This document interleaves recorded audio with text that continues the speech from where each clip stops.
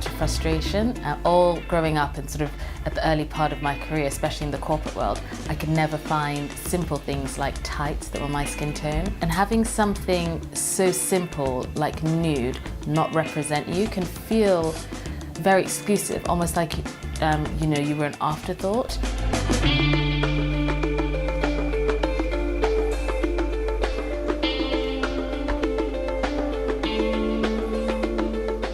We wanted to create a little space in the showroom where if people wanted to, they could create a little Instagram moment. And so we thought, what better than a wall of flowers? Social media for us was a great leveler because we didn't have an audience and we didn't have a big marketing budget at all, but we did have amazing imagery.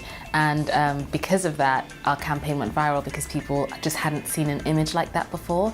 All of a sudden, that started trending on Twitter and Instagram, which meant that mainstream media picked it up. And then obviously being a woman of colour myself, people just loved that because they could see me and identify me with the product, knowing it wasn't just sort of a money or marketing grab.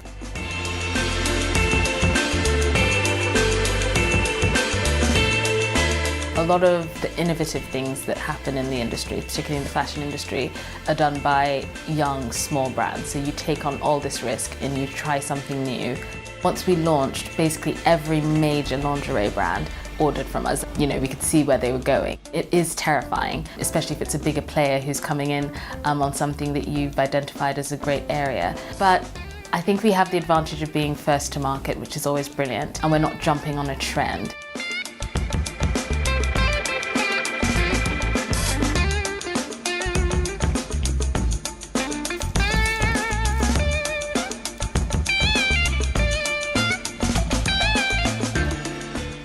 As an entrepreneur, you're going to face failure constantly, and especially if you're new to it, it might not be something that you're particularly familiar with. And so one of the things that you really do have to get comfortable with is realizing that just because something fails doesn't mean that you personally are a failure.